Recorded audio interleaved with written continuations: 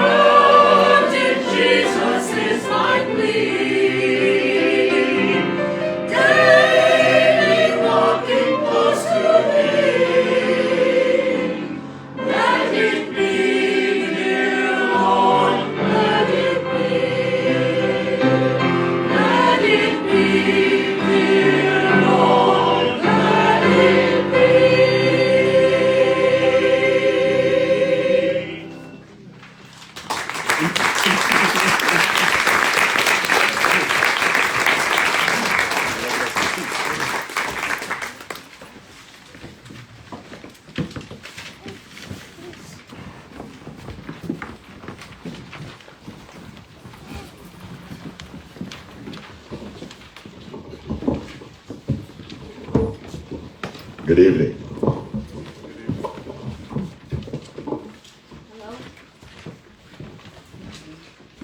Try this again. Good evening. Good evening. Thank you. We wanted to make sure people were alive in this room.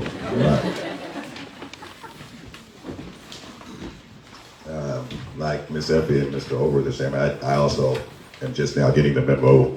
So I'm just going to read this best way I can and make sure I don't botch Dr. King's words here.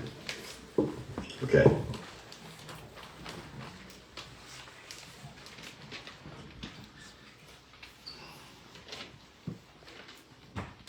While confined here in the Birmingham City Jail, I came across your recent statement calling our present activities, quote unquote, unwise and untimely. Seldom, if ever, do I pause to answer criticism of my work and ideas. If I sought to answer all of the criticisms that crossed my desk, my secretaries would be engaged in little else in the course of the day, and I would have no time for constructive work. But since I feel that you are men of genuine goodwill and your criticisms are sincerely set forth, I would like to answer your statement in what I hope will be patient and reasonable terms. I think I should give the reason for my being in Birmingham, since you have been influenced by the argument of quote unquote outsiders coming in. I have the honor of serving as president of the Southern Christian Leadership Conference, an organization operating in every southern state with headquarters in Atlanta, Georgia. We have some 85 affiliate organizations all across the South, one being the Alabama Christian Movement for Human Rights. Whenever necessary and possible, we share staff, educational and financial resources with our affiliates. Several months ago, our local affiliate here in Birmingham invited us to be on call to engage in a nonviolent direct action program if such were deemed necessary. We readily consented, and when the hour came, we lived up to our promises. So I am here, along with several members of my staff, because we were invited here. I am here because I have basic organizational ties here. Thank you.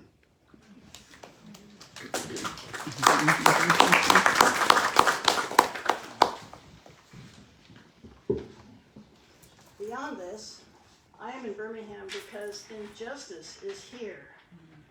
Just as the 8th century prophets left their little villages and carried their "Thus saith the Lord" far beyond the boundaries of their hometowns, and just as the Apostle Paul left his little village of Tarsus and carried the gospel of Jesus Christ to practically every hamlet and city of the Greco-Roman world, I too am compelled to carry the gospel of freedom beyond my particular hometown. Like Paul, I must constantly respond to the Macedonian call for aid. Moreover, I am cognizant of the interrelatedness of all communities and states. I cannot sit idly by in Atlanta and not be concerned about what happens in Birmingham. Injustice anywhere is a threat to justice everywhere.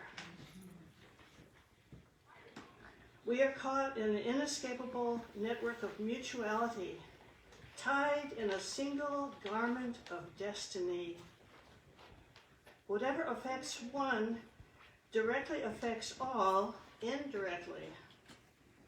Never again can we afford to live in the narrow, provincial, outside agitator idea. Anyone who lives inside the United States can never be considered an outsider.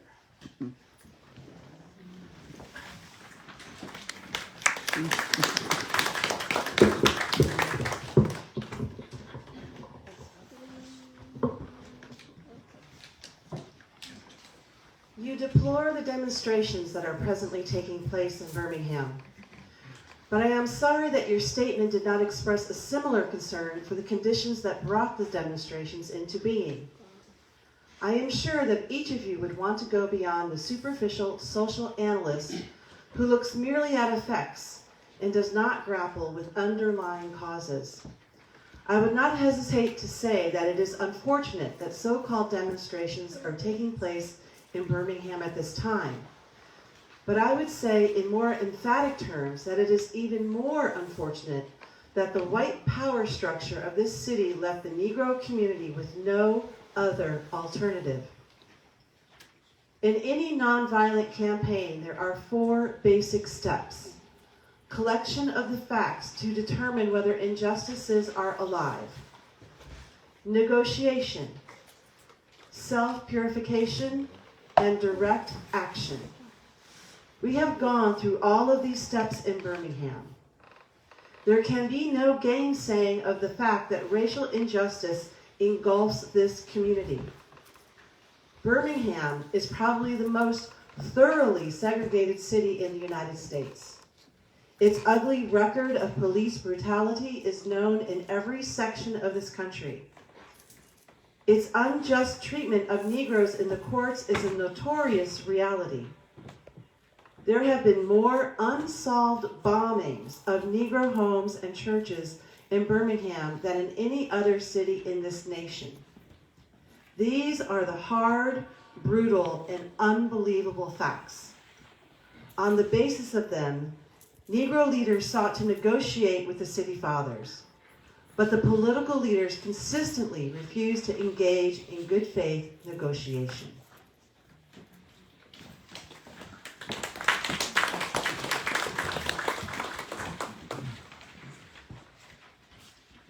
Then came the opportunity last September to talk with some of the leaders of the economic community. In these negotiating sessions, certain promises were made by the merchants, such as the promise to remove the humiliating racial signs from the stores. On the basis of these promises, Reverend Shuttlesworth and the leaders of the Alabama Christian Movement for Human Rights agreed to call a moratorium on any type of demonstration. As the weeks and months unfolded, we realized that we were the victims of a broken promise. The signs remained. As in so many experiences of the past, we were confronted with blasted hopes, and the dark shadow of a deep disappointment settled upon us. So we had no alternative except that of preparing for direct action, whereby we would present our very bodies as a means of laying our case before the conscience of the local and national community. We were not unmindful of the difficulties involved, so we decided to go through a process of self-purification. We started having workshops on nonviolence and repeatedly asked ourselves the questions: are you able to accept blows without retaliating? And are you able to endure the ordeals of jail? We decided to set our direct action program around the Easter season, realizing that, with the exception of Christmas, this was the largest shopping period of the year. Knowing that a strong economic withdrawal program would be the byproduct of direct action, we felt that this was the best time to bring pressure on the merchants for the needed changes. Then it occurred to us that the March election was ahead, and so we speedily decided to postpone action until after Election Day. When we discovered that Mr. Connor was in the runoff, we decided again to postpone action so that the demonstration could not be used to cloud the issues. At this time, we agreed to begin our nonviolent witness the day after the runoff. This reveals that we did not move irresponsibly into direct action. We too wanted to see Mr. Connor defeated, so we went through postponement after postponement to aid in this community need. After this, we felt that direct action could be delayed no longer.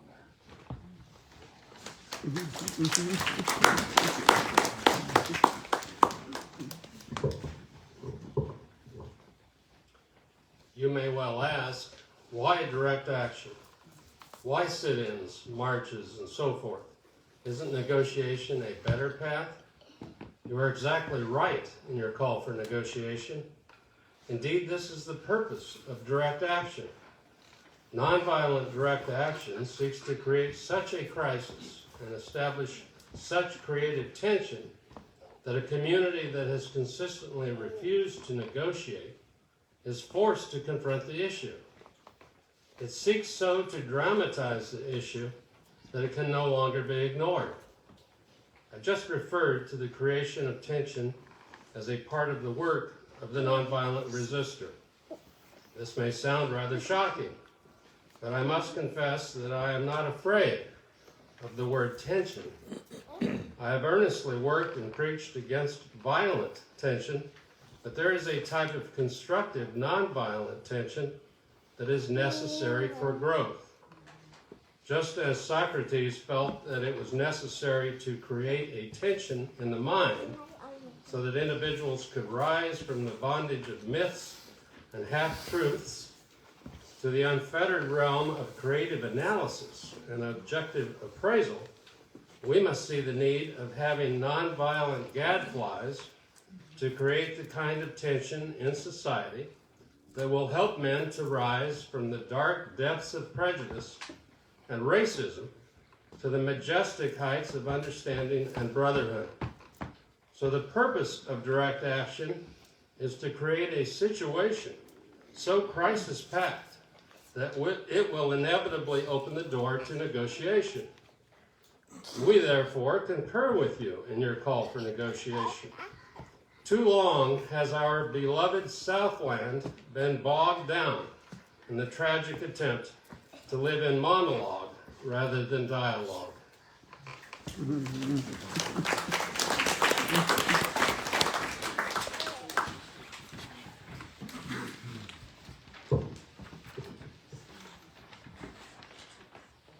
One of the basic points in your statement is that our acts are untimely.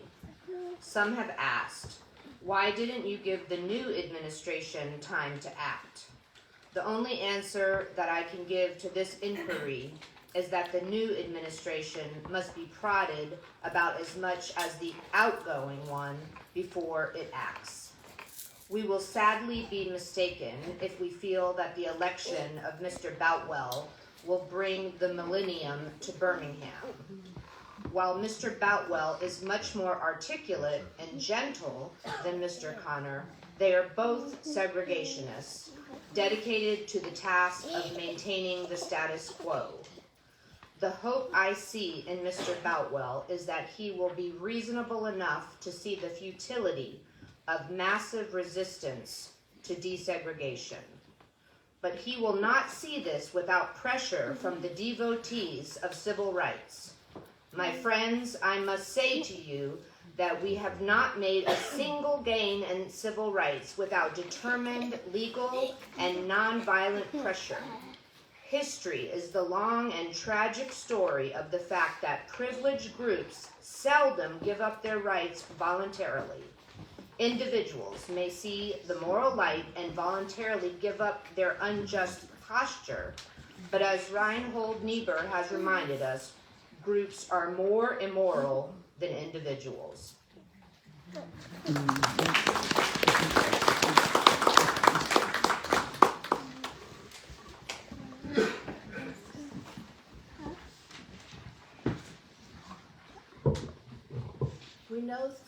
We know through painful experience that freedom is never voluntarily given by the oppressor. It must be demanded by the oppressed.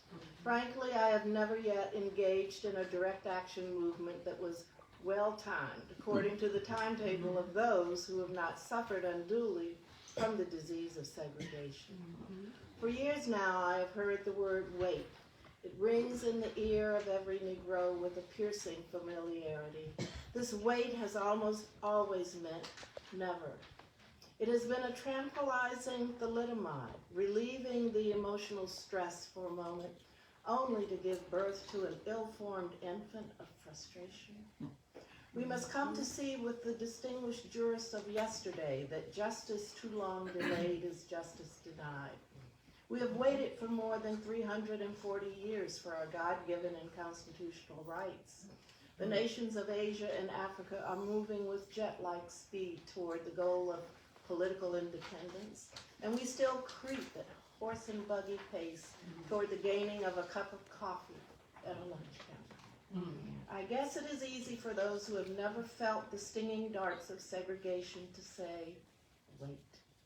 But when you have seen vicious mobs lynch your mothers and fathers at will, and drown your sisters and brothers at whim, when you have seen hate-filled policemen curse, kick, brutalize, and even kill your black brothers and sisters with impunity, when you see the vast majority of your 20 million Negro brothers smothering in an airtight cage of poverty in the midst of an affluent society, when you suddenly find your tongue twisted and your speech stammering as you seek to explain to your 6-year-old daughter why she cannot go to the public amusement park that had just been advertised on television, and see tears welling up in her little eyes when she is told that Funtown is closed to colored children, and see the depressing clouds of inferiority begin to form in her little mental sky, and see her begin to distort her personality by unconsciously developing a bitterness toward white people. When you have to concoct an answer for a 5-year-old son asking in agonizing pathos, "Daddy, why do white people treat colored people so mean?" When you take a cross-country drive and find it necessary to sleep night after night in the uncomfortable corners of your automobile because no motel will accept you. When you are humiliated day in and day out by nagging signs reading white and colored. When your first name becomes nigger and your middle name becomes boy, however old you are. And your last name becomes John. And when your wife and mother are never given the respected title Mrs. When you are harried by day and haunted by night by the fact that you are a Negro, living constantly at tiptoe stance, never knowing what to expect next, and plagued with inner fears and outer resentments, when you are forever fighting a degenerating sense of nobodiness, then you will understand why we find it difficult to wait. There comes a time when the cup of endurance runs over, and men are no longer willing to be plunged into an abyss of injustice where they experience the bleakness of corroding despair. I hope, sirs, you can understand our legitimate and unavoidable impatience.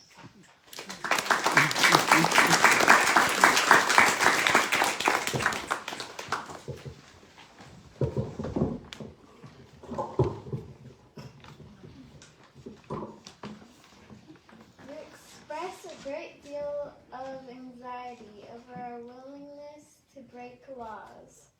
This is certainly a legitimate concern, since we so diligently urge people to obey the Supreme Court's decision since 1954, outlawing segregation in the public schools.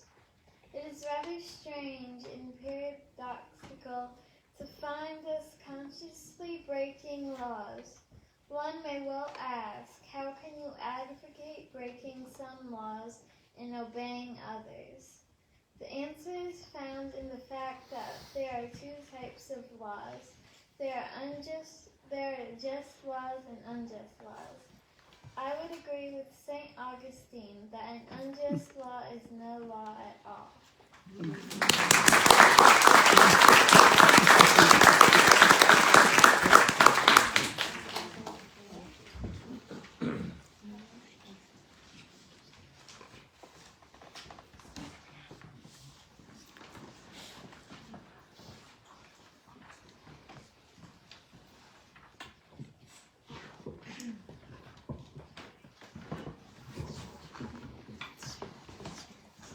Now, what is the difference between the two?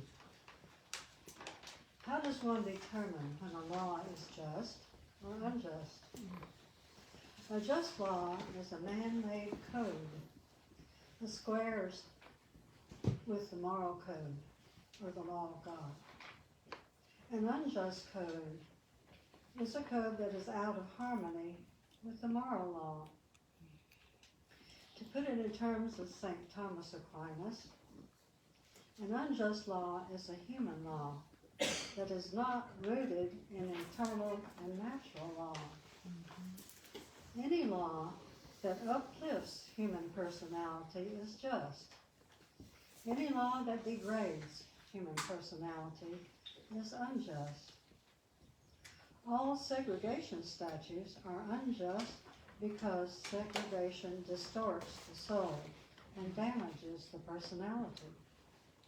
It gives the segregator a false sense of superiority, and the segregated a false sense of inferiority. To use the words of Martin Buber, the great Jewish philosopher, segregation substitutes an I-it relationship for the I-thou relationship and ends up relegating persons to the status of things. So segregation is not only politically, economically, and sociologically unsound, but it is morally wrong and sinful. Paul Tillich has said that sin is separation. Isn't separation an existential expression of man's tragic separation?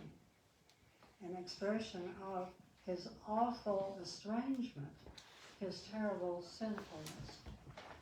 So I can urge men to obey the 1954 decision of the Supreme Court because it is morally right. And I can urge them to disobey segregation ordinances because they are morally wrong.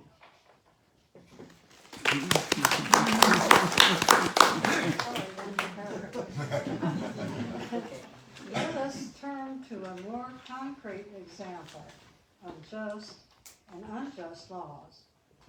An unjust law is a code that a majority inflicts on a minority that is not binding on itself. This is difference made legal. On the other hand, a just law is a code that a majority compels a minority to follow, and that it is not willing to follow itself. This is sameness made legal.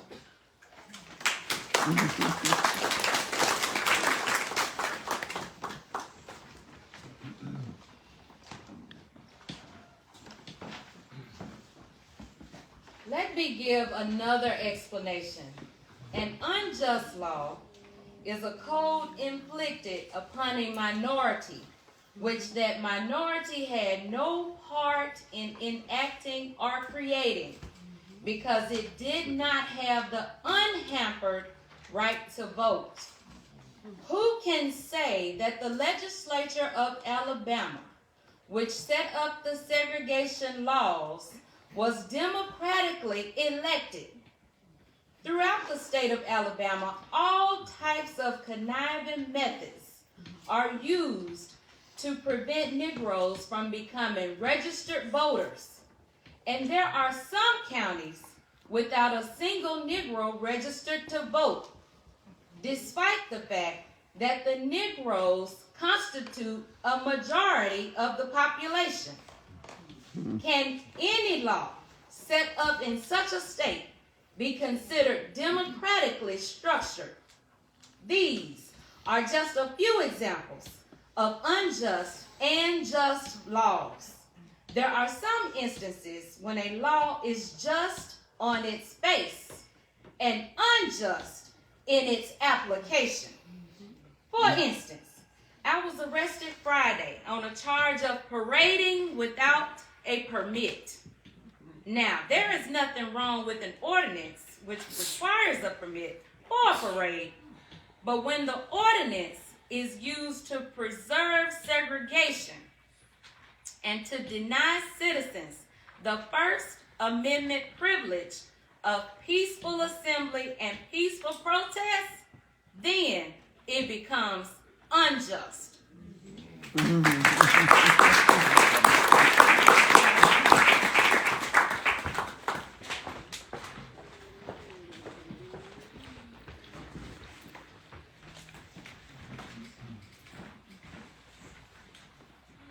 Of course, there's nothing new about this kind of civil disobedience.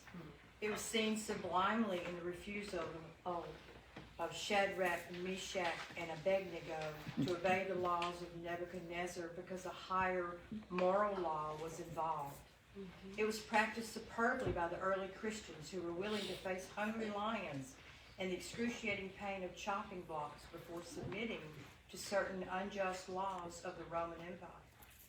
To a degree, academic freedom is a reality today because Socrates practiced civil disobedience. We can never forget that everything Hitler did in Germany was illegal, and everything the Hungarian freedom fighters did in Hungary was illegal. It was illegal to aid and comfort a Jew in Hitler's Germany. But I'm sure that if I had lived in Germany during that time, I would have aided and comforted my Jewish brothers, even though it was illegal.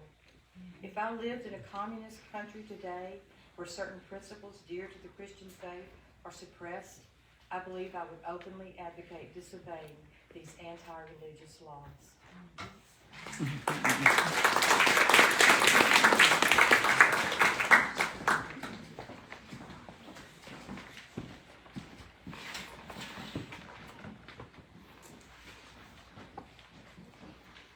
I must make two honest confessions to you, my Christian and Jewish brothers.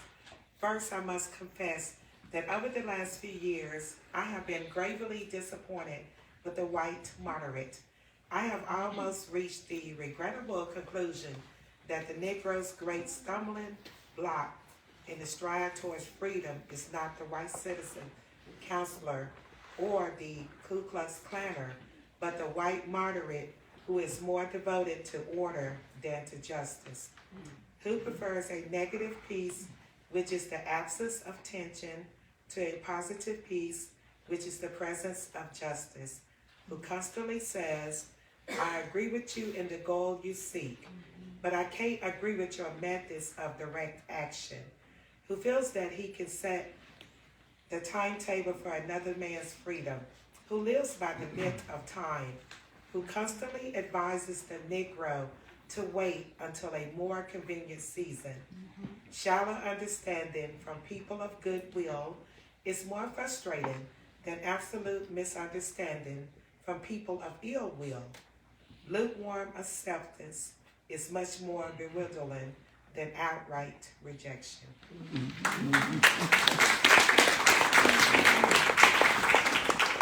I just wanted to say to the next readers, we do have water here if you wanted to, drink before you read. I wanted to tell the other ones, but yeah. Oh, yeah, man. There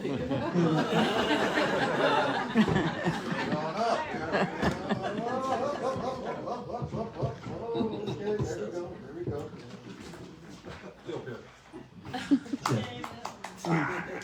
In your statement, you asserted that our actions, even though peaceful, must be condemned because they precipitate violence. But can this assertion be logically made? Isn't this like condemning the robbed man because his possession of money precipitated the evil act of robbery? Isn't this like condemning Socrates because his unswerving commitment to truth and his philosophical delvings precipitated the misguided popular mind to make him drink the hemlock? Isn't this like condemning Jesus because his unique God conscience and never-ceasing devotion to his will precipitated the evil act of crucifixion? Must we come to see, as federal courts have consistently affirmed, that it is immoral to urge an individual to withdraw his efforts to gain his basic constitutional rights because the flesh precipitates violence? Society must protect the robbed and punish the robber.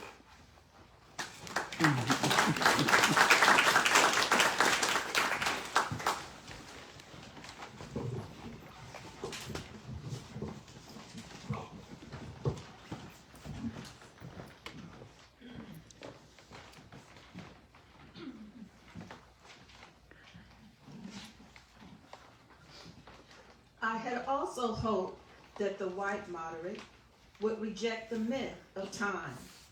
I received a letter this morning from a white brother in Texas, which said, all Christians know that the colored people will receive equal rights eventually, but is it possible that you are in too great of a religious hurry?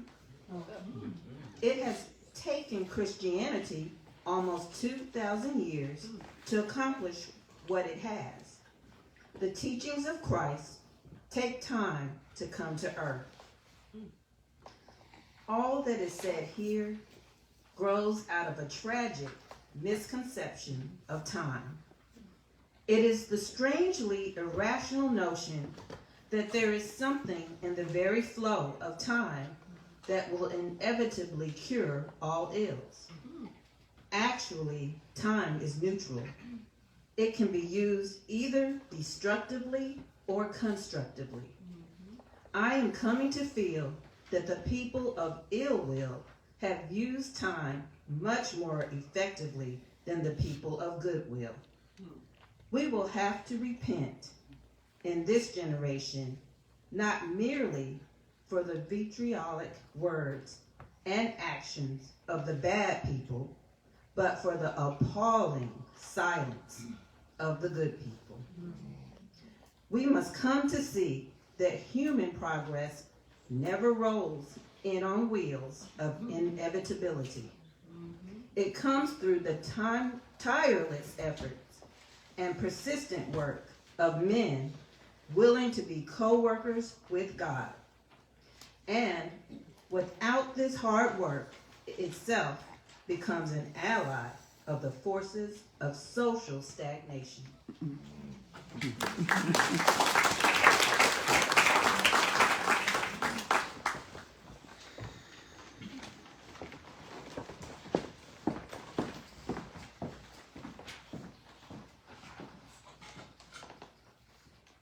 You spoke of our activity in Birmingham as extreme.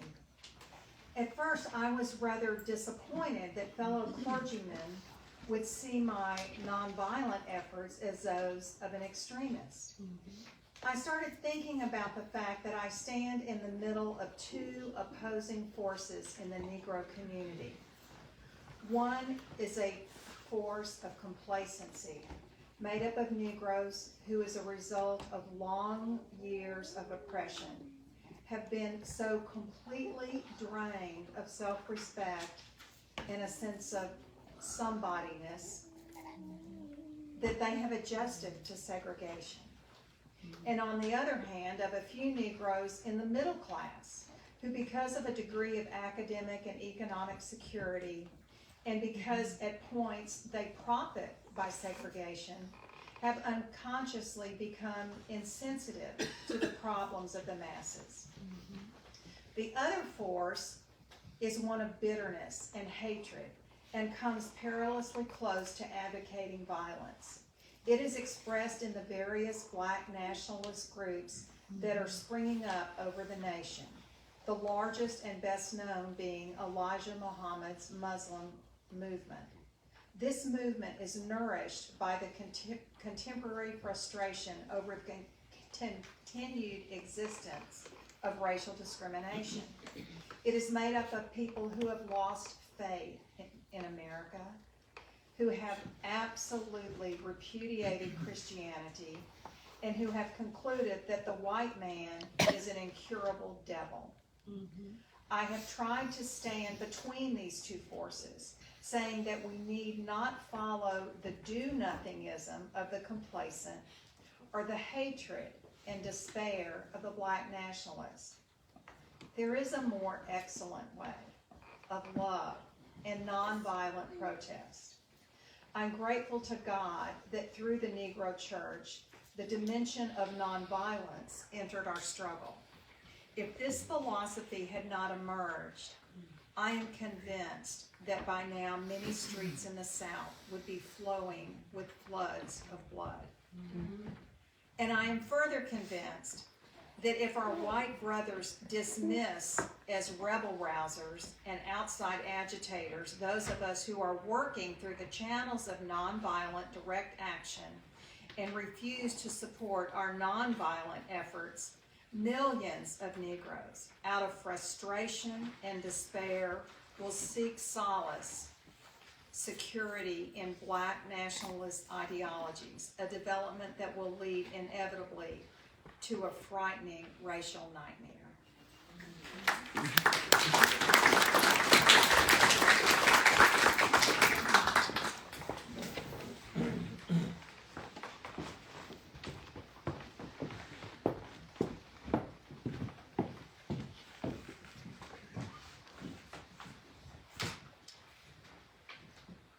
Oppressed people cannot remain oppressed forever. The urge for freedom will eventually come. This is what's happened to the American Negro. Something within has reminded him of his birthright of freedom. Something without has reminded him that he can gain it. Consciously and unconsciously, he has been swept up in what the German call the Zeitgeist, and his black brothers of Africa and his brown and yellow brothers of Asia, South America, and the Caribbean. He's moving with a sense of cosmic urgency towards the promised land of racial justice. Recognizing this virtual urge that has engulfed the Negro community, one should readily understand public demonstrations. The Negro has many pent-up resistance and latent frustration. He has to get them out, so let him march sometime. Let him have his prayer pilgrimage to the city hall. Understand why he must have sit-ins and freedom rides. If his repressed emotions do not come out in these non-violent ways, they will come out in ominous expressions of violence. This is not a threat. It is a fact of history. So I have not said to my people, get rid of your discontent. But I have tried to say that this is normal and healthy discontent can be channeled through the creative outlet of nonviolent direct action. Now this approach is being dismissed as extremist. I must admit that I was initially disappointed in being so categorized.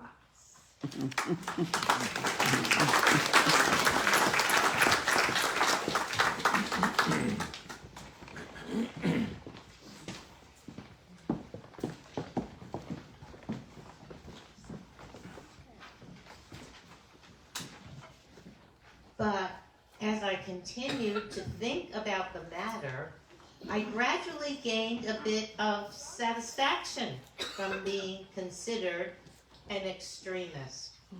Was not Jesus an extremist in love?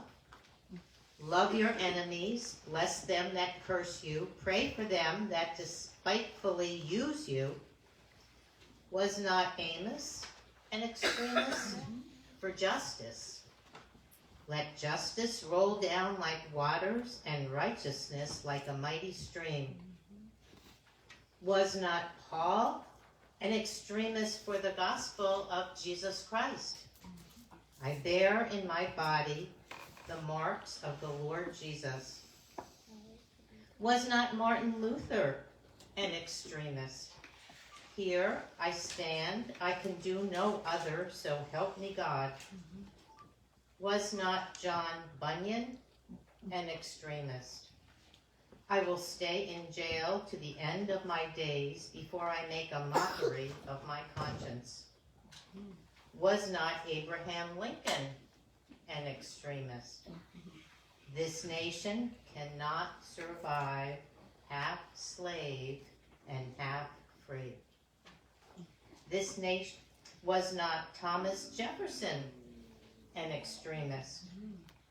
We hold these truths to be self-evident, that all men are created equal. So the question is not whether we will be extremists, but what kind of extremists we will be. Will we be extremists for hate, or will we be extremists for love? Will we be extremists for the preservation of injustice, or will we be extremists for the cause of justice?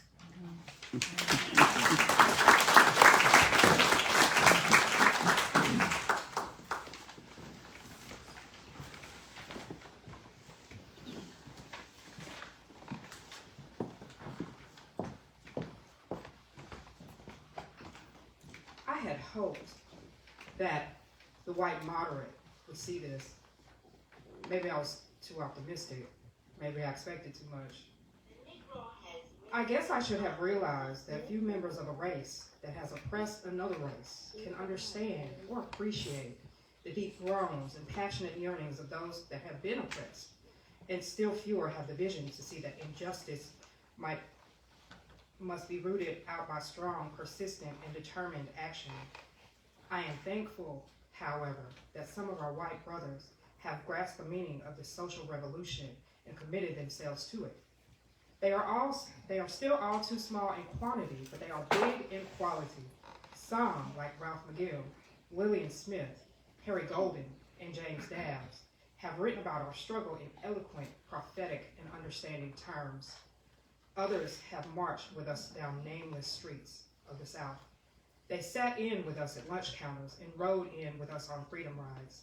They have languished in filthy, roach-infested jails, suffering the abuse and brutality of angry policemen who see them as dirty nigger lovers. They, unlike many of their moderate brothers, have recognized the urgency of the moment and sensed the need of powerful action antidotes to combat the disease of segregation.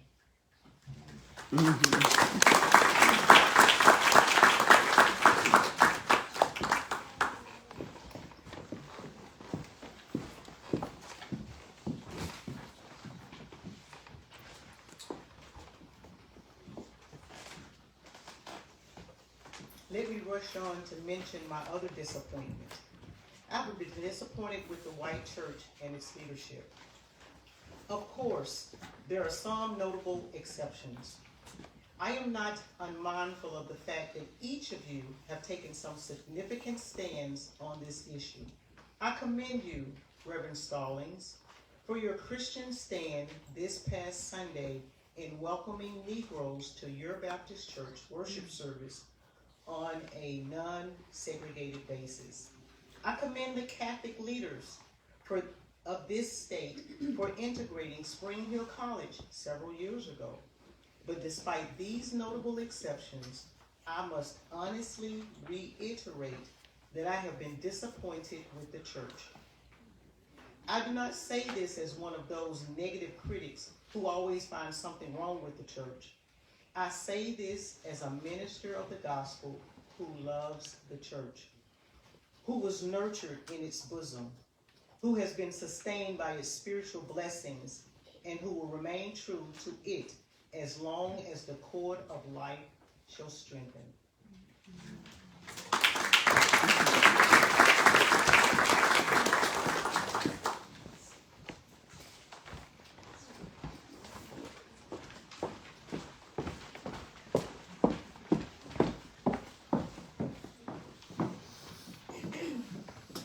A strange feeling when I was suddenly catapulted into the leadership of the bus protest in Montgomery several years ago, that we would have the support of the white church.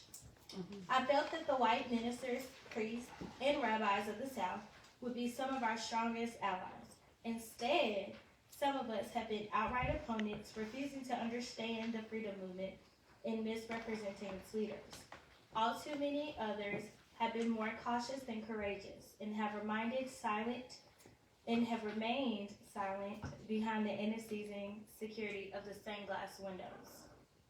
In spite of my shattered dreams of the past, I came to Birmingham with the hope that the white religious leadership of this community would see the justice of our cause and the deep moral concern serve as the channel through which our grievances could get to the power structure. I had hoped that each of you would understand, but again, I have been disappointed.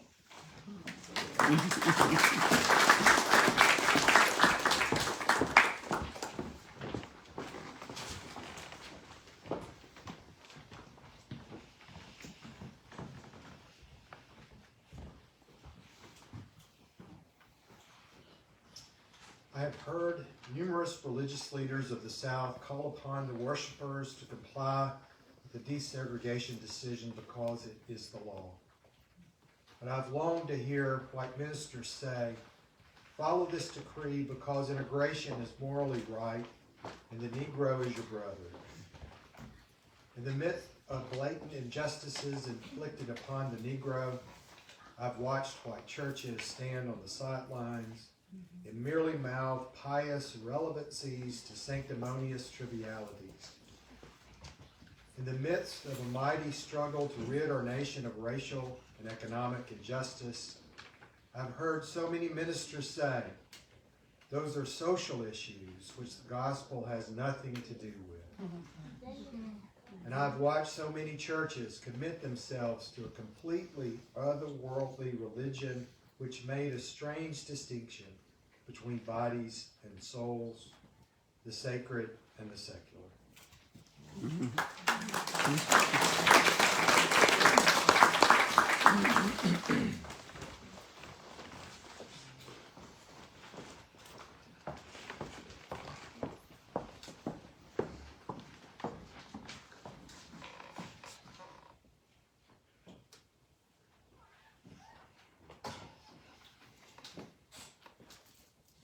There was a time when the church was very powerful.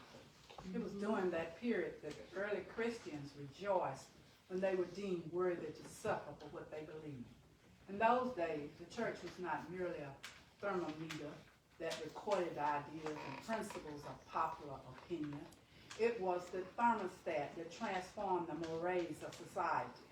Wherever early Christians entered a town, the power structure got disturbed and immediately sought to convict them of being disturbers of the peace and the outside agitators. But they went on with the conviction that they were a colony of heaven and had to obey God rather than man. They were small in number, but big in commitment. They were too God intoxicated to be astronomically intimidated. They brought an end to such ancient evils as infantile and gladiatorial contests. Things are different now. The contemporary church is so often a weak, ineffectual voice with an uncertain sound.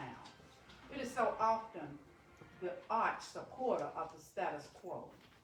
Far from being disturbed by the presence of the church, the power structure of the average community is consoled by the church, often vocal sanction of things as they are.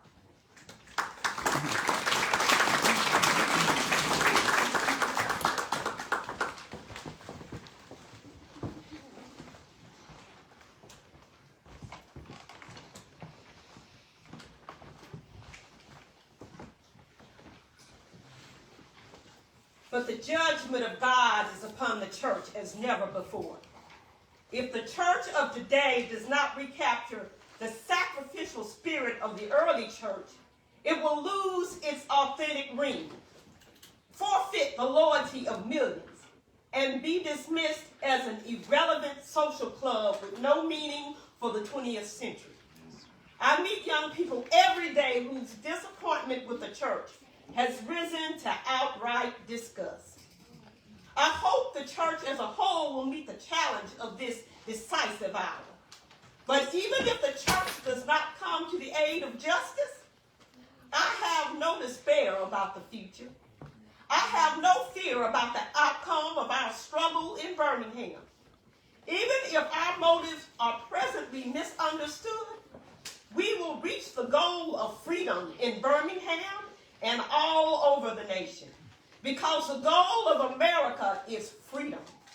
Abused and scorned though we may be, our destiny is tied up with the destiny of America. Before the Pilgrims landed at Plymouth, we were here. Before the pen of Jefferson scratched across the pages of history the majestic word of the Declaration of Independence, we were here. For more than 2 centuries, our foreparents labored here without wages. They made cotton king, and they built the homes of their masters in the midst of brutal injustice and shameful humiliation. And yet, out of a bottomless vitality, our people continue to thrive and develop. If the inexpressible cruelties of slavery could not stop us, the opposition we now face will surely fail. we will win our freedom because the sacred heritage of our nation and the eternal will of God are embodied in our echoing demands.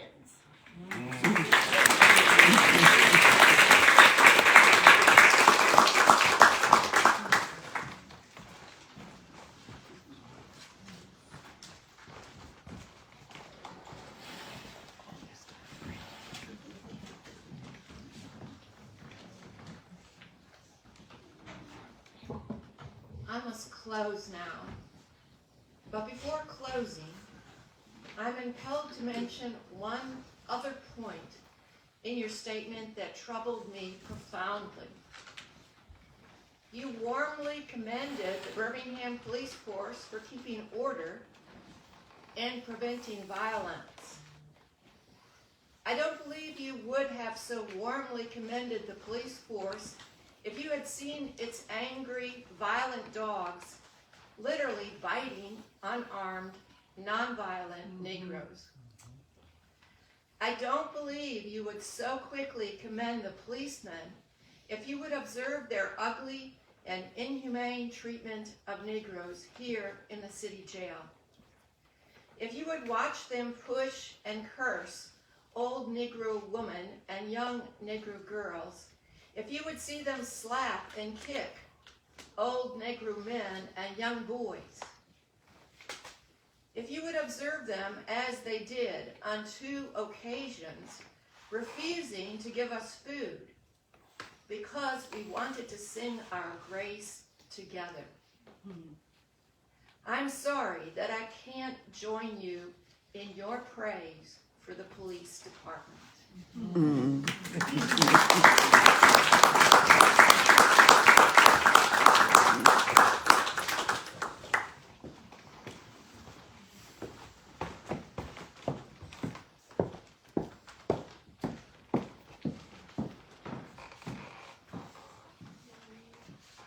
It is true that they have been rather disciplined in their public handling of the demonstrators. In this sense, they have been publicly nonviolent. But for what purpose? To preserve the evil system of segregation? Over the last few years, I have consistently preached that nonviolence demands that the means we use must be as pure as the ends we seek. So I have tried to make it clear that it is wrong to use immoral means to attain moral ends.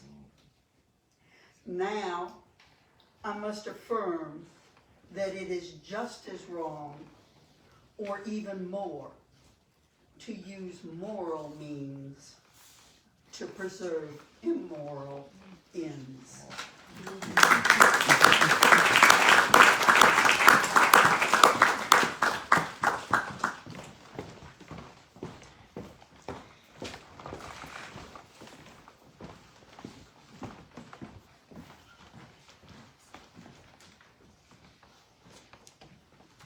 I wish you had commended the Negro demonstrators of Birmingham for their sublime courage, their willingness to suffer, and their amazing discipline in the midst of the most inhuman provocation.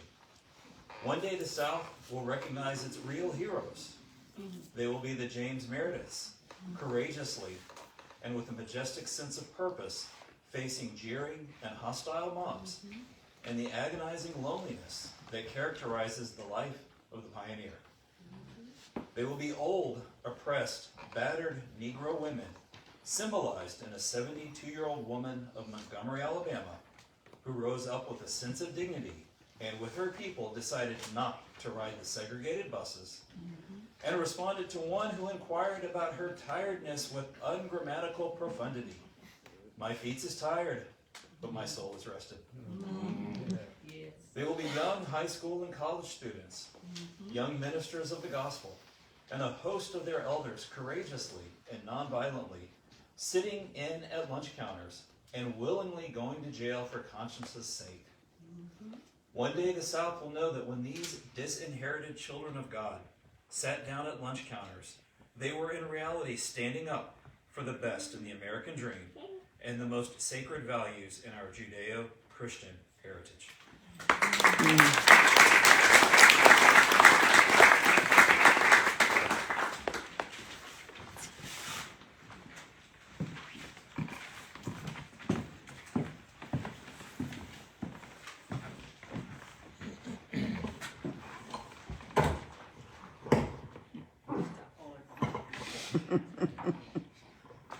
Never before have I written a letter this long, or should I say a book.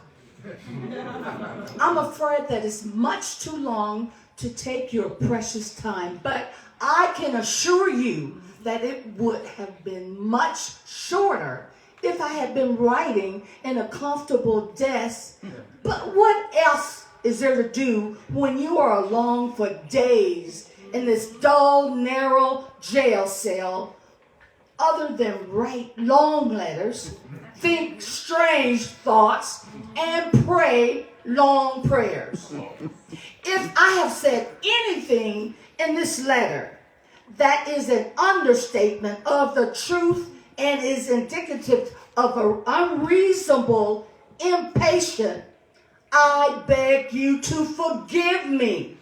If I have said anything in this letter that is an overstatement of the truth and is indicative of my having patience that make me patient with anything less than brotherhood, I beg God to forgive me. Yours for the cause of peace and brotherhood, Martin Luther King Jr.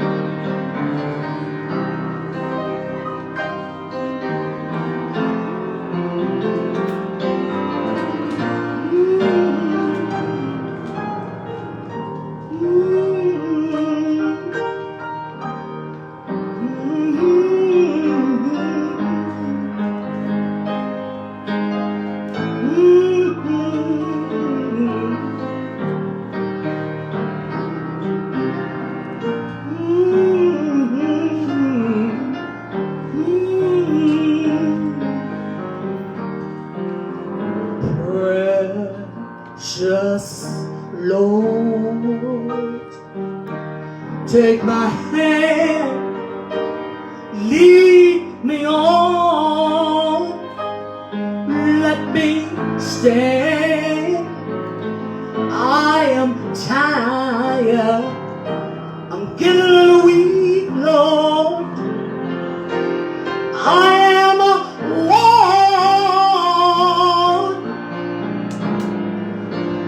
through the storms, all through the night. Lead me on to the light. Father, take my hand, precious Lord, and lead me home.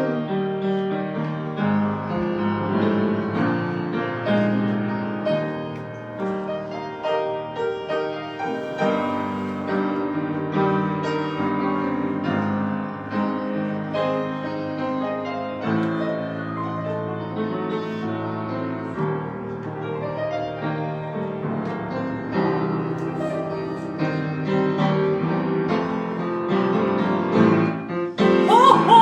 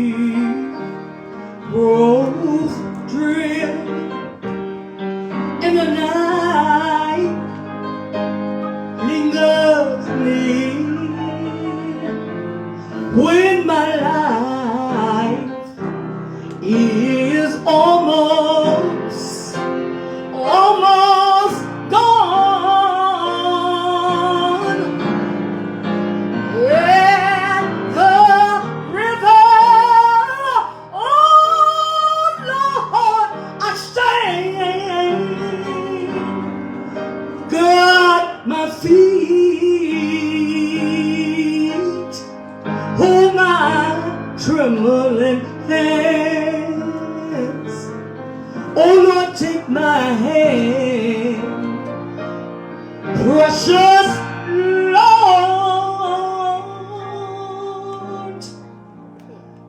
and lead me, Lord, lead